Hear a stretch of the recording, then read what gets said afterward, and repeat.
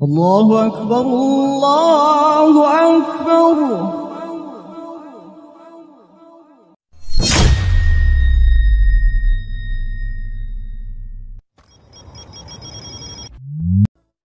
ہم نے رب کے حکموں کو توڑا، ہم نے پرواہ نہیں کی۔ ہم سمجھے دنیا میں آئے ہیں تو ہماری دنیا ہے، آوارہ ہوں، خواہشات نفس کے مطابق زندگی گزاریں، آنکھیں بے حیائی میں لگی رہیں، سوچیں آوارگی میں لگی رہیں، کان نغمے سنتے رہے، زبان جھوٹ بکتی رہی، ظلم و جبر کا بازار گرم رکھا، عصمتیں عزتیں پامال کرتا رہا، لوگوں کا مال لوٹتا رہا، حق غصب کرتا رہا، کلیجی اور دل چیرتا رہا، لوگوں کو زخمی کرتا رہا، لوگوں کے جذبات سے کھیلتا رہا، پرواہ نہیں کی کہ یہ دنیا ہے، امتحان گاہ ہے، چند دنوں کے لیے آئے ہیں، اللہ کے حضور پیش ہونا ہے، عملوں کا حساب ہونا ہے۔ اب جب وہ دیکھیں گے کہ ہمارے ساتھ کیا ہونے والا ہے تو ان کے چہرے پہلے بگڑ جائیں گے۔ کیوں؟ وہ گمان کریں گے کہ ان کی ریڑھ کی ہڈی توڑ دی جائے گی، ایسے عذاب آئیں گے جس طرح کسی کی ریڑھ کی ہڈی ٹوٹ جائے تو اس کا چہرہ شگفتہ گلاب تو نہیں ہوتا، اس کا چہرہ جو ہے وہ تو کس قدر مرجھایا ہوا ہوتا ہے۔ تو اللہ ارشاد فرماتا ہے اس طرح ان کے چہرے ہوں گے۔ ابھی عذاب آیا نہیں ہے لیکن چہرے پہلے اترے ہوئے ہوں گے، اور جب عذاب کی بھٹی میں ڈالے جائیں گے، اللہ اکبر، اور وہ سخت عذاب، حضور نے جبریل امین سے پوچھا مجھے جہنم کے عذابوں کا ذکر سناؤ۔ عرض کی حضور سب سے ہلکے عذاب کی کہانی سناتا ہوں، اور وہ یہ کہ جہنمی کے پاؤں میں آگ کا جوتا رکھا جائے گا، باقی پورا بدن اس کا سلامت ہوگا۔ یہ سب سے ہلکے عذاب کی کیفیت ہے۔ اب پاؤں میں آگ کا جوتا ہوگا، حدت، گرمی، شدت اتنی ہوگی کہ دماغ پگھل کے ناک اور کانوں کے راستے سے باہر آ جائے گا۔ پاؤں میں رکھے ہوئے جوتے کی گرمی دماغ کو ایسے چڑھے گی کہ وہ پگھل جائے گا اور ناک اور کانوں کے راستے سے باہر آ جائے گا۔ تو اللہ کے عذاب کے خوف سے چہرے بگڑ جائیں گے، حالت سلامت نہیں رہے گی۔ یہ بات ذہن میں رکھیں کہ اللہ جس کو جہنم میں ڈالے گا اس کو اس صورت میں نہیں ڈالے گا، یہ محمدی صورت ہے، یہ شکل اس کی چھین لی جائے گی اور اس کی شکل بڑی کر دی جائے گی۔ اس کا ایک ایک دانت احد پہاڑ جتنا ہوگا۔ احد پہاڑ کا پھیلاؤ 15 کلومیٹر پہ ہے، 15 کلومیٹر کا ایک دانت، اور 32 دانت کتنے ہوں گے تو منہ کتنا بڑا ہوگا۔ اس کو اتنا بڑا اس لیے کیا جائے گا تاکہ وہ عذاب کی تکلیف زیادہ سہے۔ 70 گز موٹی کھال ہوگی، اور کھال جل جائے گی تو اللہ قرآن میں فرماتا ہے ہم نئی کھال دے دیں گے تاکہ عذاب کی تکلیف اس کو گوارا کرنی پڑے۔ پھر چیخے گا، چلائے گا، ہائے مجھے پانی دو، پانی دو، پیاس کی شدت ہے۔ 70 سال تک تو اس کی کوئی آواز ہی نہیں سنے گا۔ 70 سال کے بعد داروغہ جہنم چیخ کر کہے گا کیا مانگتا ہے؟ وہ بولے گا مجھے پانی چاہیے۔ کہا جائے گا تو بے بھی ملتا ہے پانی۔ پھر داروغہ جہنم اسے پانی دے گا، کوکا کولا کی بوتل دے گا یا پیپسی تھما دے گا یا منرل واٹر کی بوتل دے گا؟ نہیں، قرآن بتاتا ہے اسے مائے حمیم دیا جائے گا، کھولتا ہوا پانی، اور وہ اتنا گرم ہوگا جب پینے کے لیے چہرے کے قریب کرے گا اس سے اٹھتی ہوئی بھاپ کی وجہ سے چہرے کی کھال ادھڑ کے اس کے اندر گر پڑے گی، لیکن اس کے باوجود اس کو پینا پڑے گا۔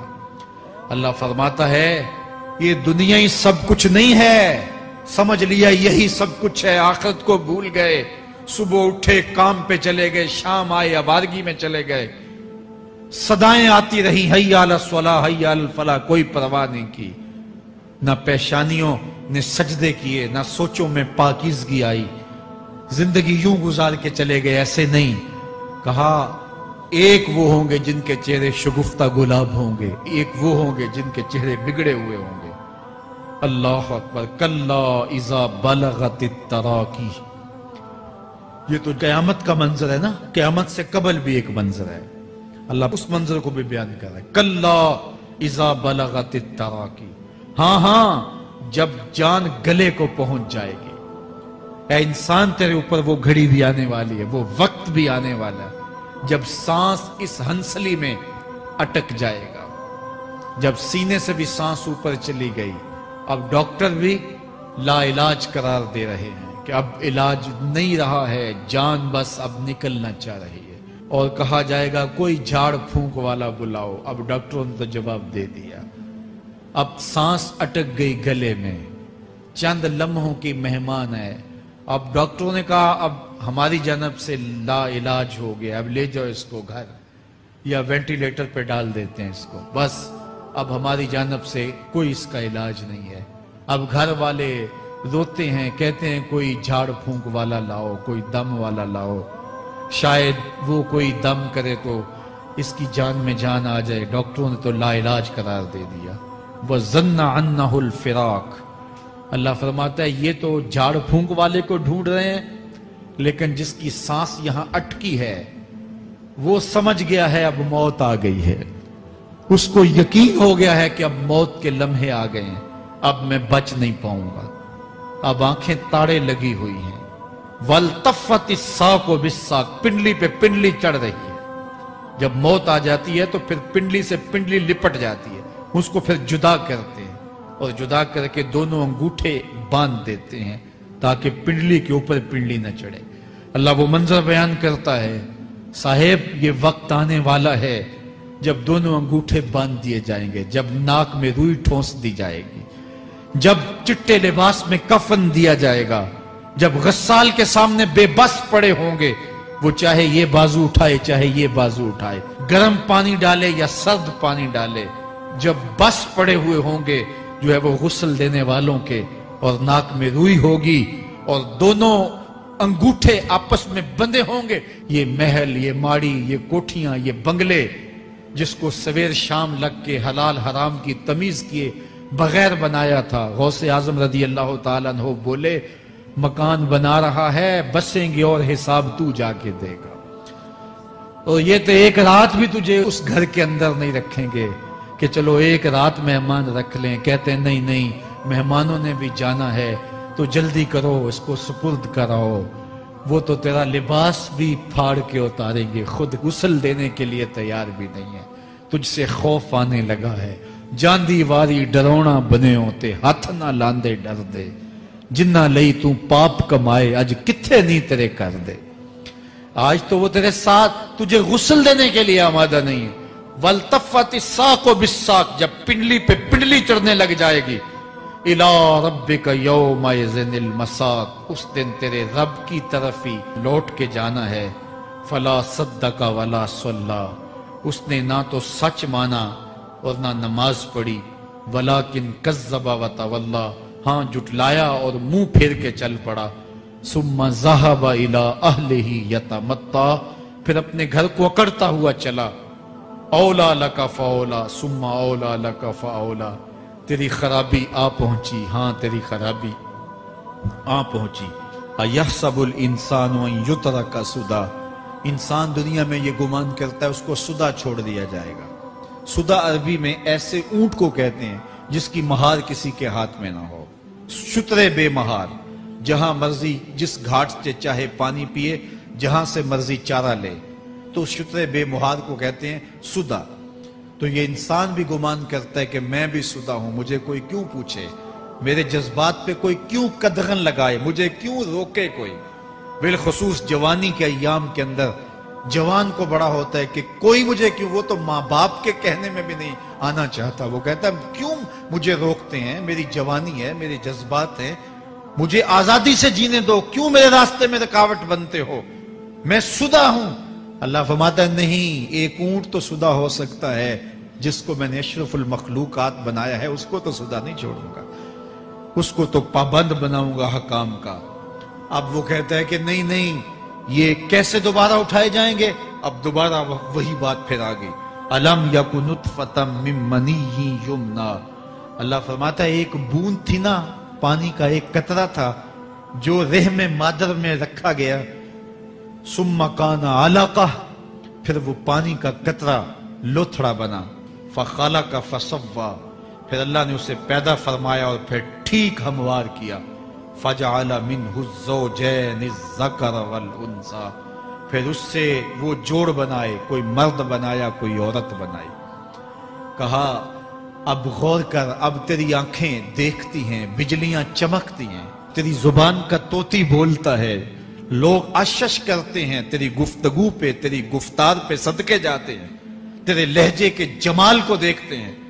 تیرے سینے کا زور، تیرے پنجوں کی طاقت، تیری دماغ کی تیزیاں اور تیری سوچوں کے اجالے، تیری زوردار ٹانگیں، تیرے کڑیل بازو اور تیری چوڑی چھاتی اور تیرے گلاب کی پتیوں جیسے ہونٹ، اے انسان یہ سب کچھ کہاں تراشا گیا؟ ماں کے رحم میں، اس تاریکی میں جو 3 پردوں میں تھی۔ تیرا سر تیرے گھٹنوں میں تھا اور تیرے رب نے وہاں تیرے اندر نسوانیت یا رجولیت کی صلاحیتیں پیدا کی، تیری آنکھوں میں چمک پیدا کی، تیرے کانوں میں نغمے بکھیرے، تیری زبان کے پٹھوں پہ قوت ذائقہ رکھی، تجھے بولنے کی صلاحیت دی، تیرے پنجوں میں زور رکھا۔ آج تو مفتی شہر ہے، آج تو علامۃ الدہر ہے، آج تو قاضی القضات ہے، آج تو منسٹر ہے، آج تو وزیر اعظم ہے، آج تو پہلوان ہے، آج تو شہزادہ ہے، آج تو بادشاہ ہے، آج تو زوراور ہے۔ آج تیری طاقت کے کیا کہنے؟ آج شیروں کو تو نچا لیتا ہے، ہاتھیوں کو تو بٹھا لیتا ہے، آج تو بڑا زوراور گھڑ سوار ہے۔ آج تیری طاقت کے کیا کہنے؟ تو کشتی کرتا ہے، زمانہ دیکھنے آتا ہے۔ آج تیری طاقت کے شوہرے ہیں، تیری عظمت کے تنتنے ہیں، لیکن انسان تو ایک ناپاک قطرہ تھا اور رحم مادر میں تھا۔ تیرے اندر یہ رنگ کس نے بھرے؟ تیرے کانوں میں نغمے کس نے رکھے؟ تجھے دماغ کی قوتیں کس نے دی؟ زبان کو بولنا کس نے سکھایا؟ آنکھوں میں توانائیاں کس نے رکھی؟ تیری زبان کا طوطی بولتا ہے، یہ سلیقے کس نے دیے؟ پھر اللہ فرمایا، کتنا زوردار بیان ہے، الیس ذالک بقادر علی ان یحیی الموتى، جو ماں کے پیٹ میں ایک نطفے کو ایک خوبصورت انسان بنا سکتا ہے، ہڈیوں کو جوڑ کے دوبارہ انسان نہیں بنا سکتا؟ کیا وہ دوبارہ تجھے کھڑا نہیں کر سکتا اپنے سامنے پیش ہونے کے لیے، جس کے حکموں کو تو نے توڑا ہے، جس کے فرامین کا تو نے مذاق اڑایا ہے؟ کیا وہ اتنا ہی بے بس ہے کہ اپنے حضور تجھے جو ہے وہ کھڑا ہی نہیں کر سکتا ہے؟ جس رب نے تجھے ماں کے شکم میں شکل دی، حضرت شیخ فرید الدین عطار بولتے ہیں، سانے کستی سلاتی می شود، ایسا کاریگر ہے مٹی سے بادشاہ بنا ڈالتا ہے۔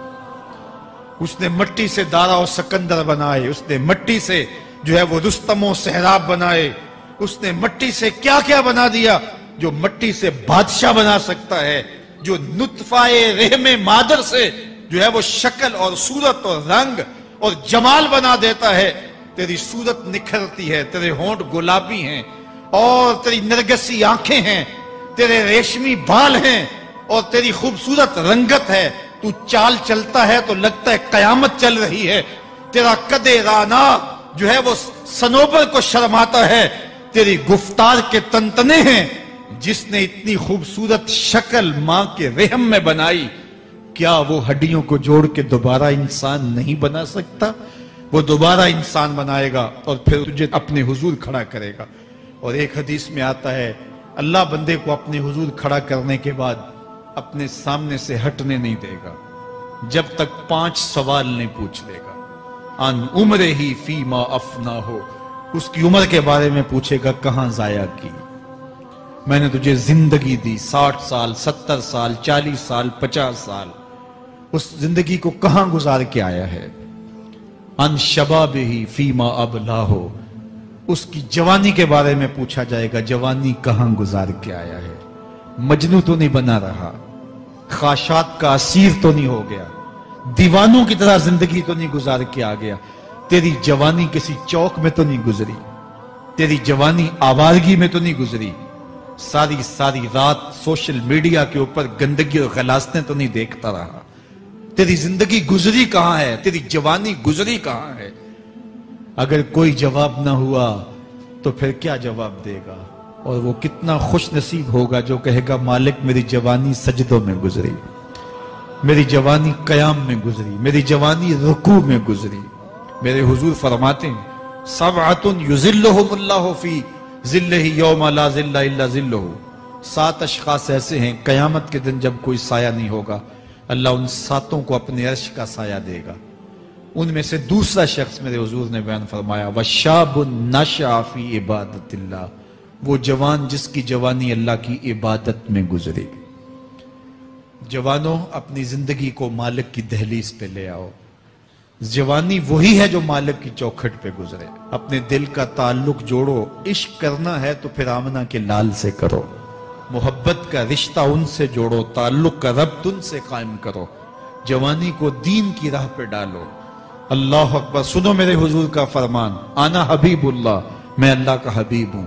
پھر فرمایا الشاب التائب حبیب اللہ، جو جوان جوانی میں توبہ کرے وہ بھی اللہ کا حبیب ہے۔ آؤ اللہ کے حبیب بن جاؤ، اللہ کے حبیب بن جاؤ، اللہ کے حبیب بن جاؤ۔